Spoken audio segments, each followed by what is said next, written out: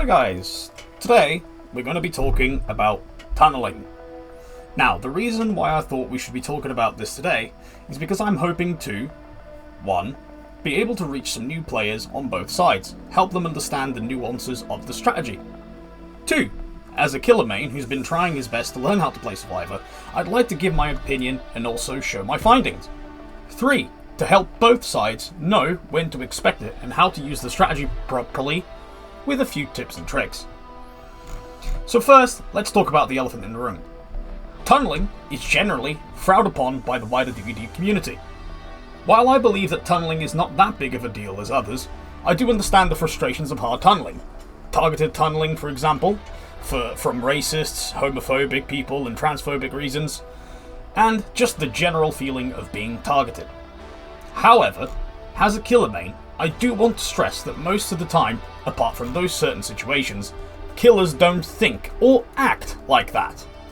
And I got that impression from watching other killer players, both on Twitch, YouTube, and even through friends sharing their screen on Discord. Tunneling should be seen as a strategy, not a targeted, insulting attack. It isn't a toxic thing. If it wasn't a strategy, then perks like Decisive Strike, Off the Record, wouldn't exist. These are counters, the same way that certain Overwatch heroes counter each other. First, let's talk about the fact that during my Survivor practice games, I have noticed that tunneling is way more prevalent than I actually thought. During some of my off-stream gaming sessions, I had a set of 5 games with my friend where either I or someone else in the match got tunneled, and these were back-to-back 5 matches. What I noticed is that for the most time, the tunneling didn't actually lead to either a 3k or a 4k, as killers just seemed to kind of pull the tunnel trigger out of nowhere without any strategical sense or reason.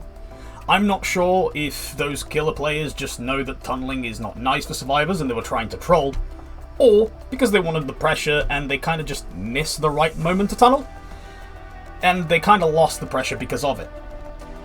So here's a way to actually get the most out of tunneling and when to do it right.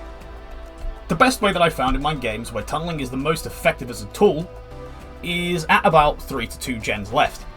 Anytime after that and you risk losing all the pressure that you've been trying to get whatsoever. There are 2 ways to go about it, and these are my favourite ways of doing it. The most obvious is obviously to tunnel a survivor straight off the hook. Normally this is best done at 3 to 2 gens like I mentioned before, and most of the time it causes pressure in one of 2 ways. 1, because you'll be getting another immediate hook and generally causes pressure if played correctly. Plus, you'll get a survivor out of the way, whether because they're on the hook or because they are now dead. And 2, for the most part, other survivors will try to protect the tunneled person, which gives you, as the killer, a perfect opportunity to possibly get more injury states or even some downs, effectively getting more people out of the way than just the one. Another way that I like using tunneling, and I'm going to put this in quotations here, is what I like to call faking a tunnel or the fake tunnel. The way the strategy works is very simple. You're going for a survivor off the hook, and you're basically looking to see if there's anybody coming for a save or trying to protect. At that moment, you pivot to that survivor at the last second, and you get them down there. Basically, as you can see from the examples I gave, these strategies work in the best while you're exploiting the want of survivors to be altruistic. I have said it before in my games and in my streams and any other videos and TikToks, altruism is the best killer perk.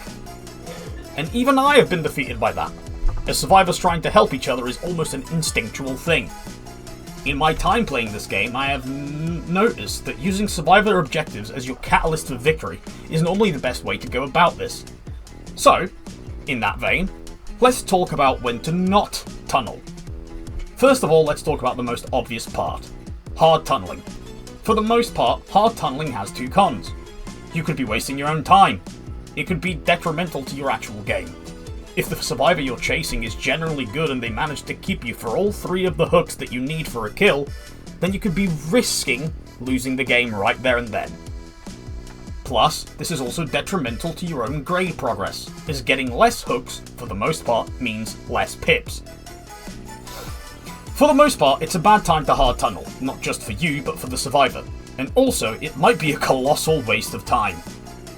Another time not to tunnel is also when you can tell that there's one survivor that's just really, really good. I understand the temptation to get them out of the game as soon as possible. I understand that it's strong.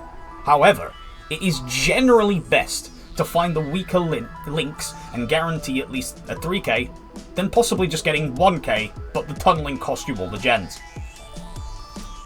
As for the survivor side, I hope you can now tell when killers are looking for tunneling and when to be ready for it. Maybe when to expect it a little bit more. Another tip that I can give on the survivor side is to pick and choose when to use your anti-tunnel perks, as for the most part, if you just taunt the killer with aggressive anti-tunnel, they just have a free spot to down you, and they will definitely tunnel you then. I have also fallen for that mistake too. I've been doing my best not to do that, as it's generally just bad game sense, and I've been trying my best not to do that. So yeah, if you have off the record or BT and you don't want to get tunneled, just don't run at the killer. Trust me, 9 times out of 10, the killer will ignore you for someone else.